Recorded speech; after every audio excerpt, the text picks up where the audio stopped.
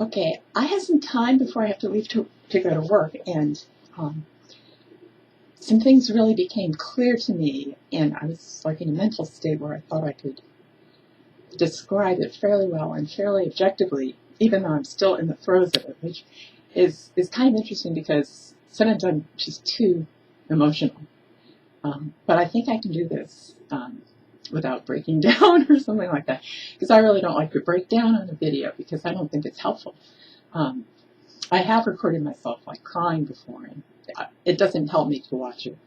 So what helps me are rational times.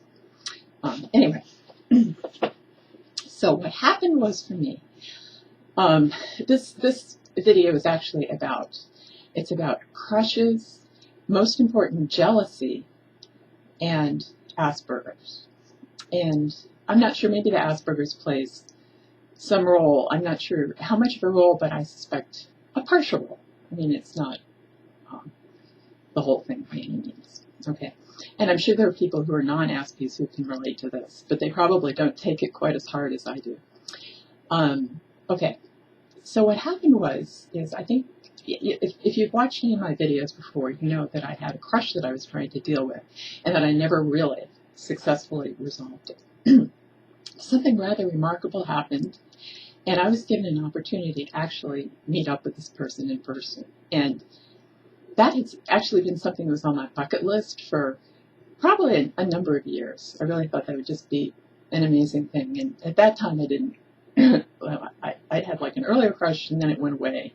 And I just was kind of like, okay, yeah, sometime I'd really like to meet this person face to face. And that person actually gave me the opportunity to do that. And I guess it would have been okay if it hadn't involved like having to go on a long trip. But so at first, when I heard about this opportunity, I was like, oh wow, this is fantastic.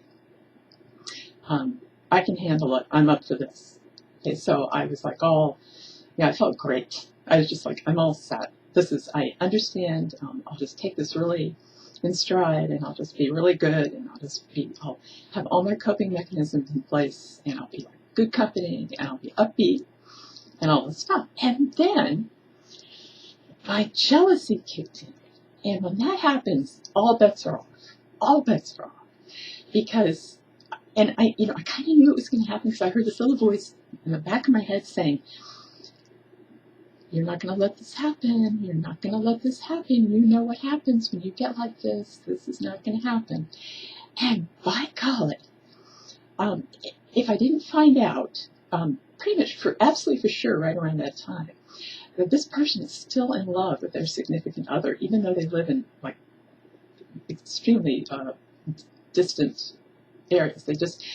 They're in love, but they haven't been able to put their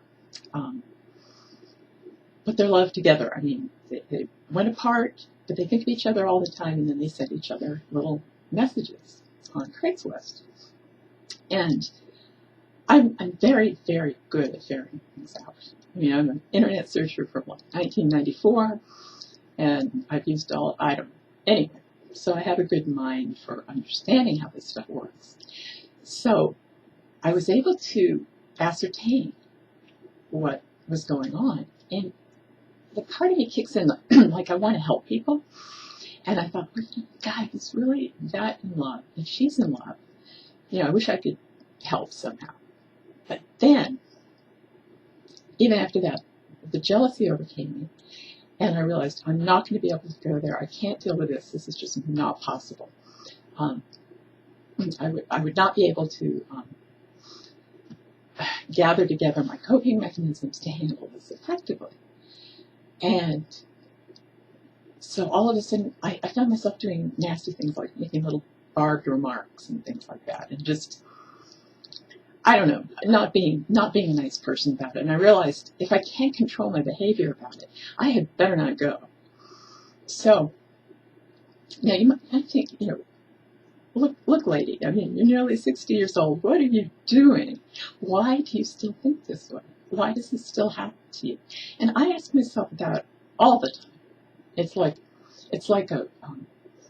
like something you just can't get rid of. it's like my doomsday machine, just like operating in the back of my head. So it's like I either have the opportunity, like I either don't have a crush and maybe meet up with somebody and I just don't think they're that great and there's nothing really that interesting about them, or I have a crush and it's like so phenomenal that it can't last and it's just terrible and destructive and I get jealous and everything just sort of erupts and destructs. So, what are my options? Well, my best option is clearly to stay single. And for the most part, that's what I do because I don't like to put this on to people.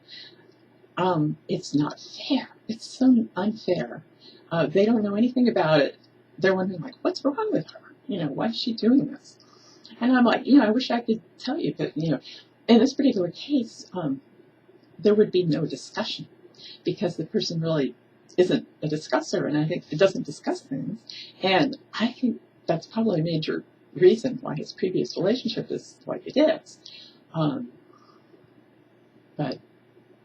while I'm feeling like this, okay, I still feel this. It's an antagonism. It's a cognitive distance. I haven't gotten to the bottom of it yet, and I guess I'm never going to resolve it with this particular person. There are people in the past where I've had this even worse, and it resolved, and I'm friends with those people, and that's a good thing because actually I can end up being, I found after it took years, but I found that I was able to be friends with that person. And I don't have a crush now, but I have a fond feeling. Okay. So I feel angry that this current person, in a way, I feel like did something to me. They shouldn't have taken advantage of my emotions for that. Maybe there's a little bit of like, well, if she comes here, I'll feel better about myself for a while, and maybe it'll make my girlfriend jealous. And, I don't know.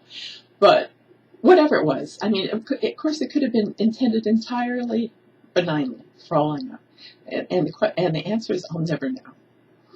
And, you might ask yourself, does this guy watch your videos? Maybe so. I don't know. And it doesn't even matter because it's all for me and all for anybody out there that it might help. So I hope you understand the gist of what I'm trying to explain.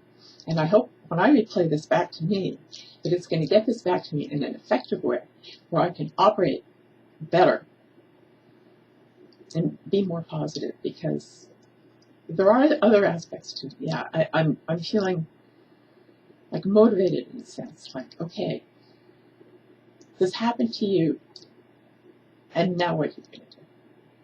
Why don't you just do something good for yourself? And that can be interpreted in certain ways, like, oh, you did all this because your inner child causes you to do this, and you become motivated, and you did the whole thing, like as if I constructed the whole thing so that I could become motivated. And I have asked myself that, but it's far too long-standing. I mean, I've been doing this since I was 4 years old, and all I can say is I think it's a biological phenomenon, biological mental phenomenon. And the question is, to what extent can I control this and become better at it?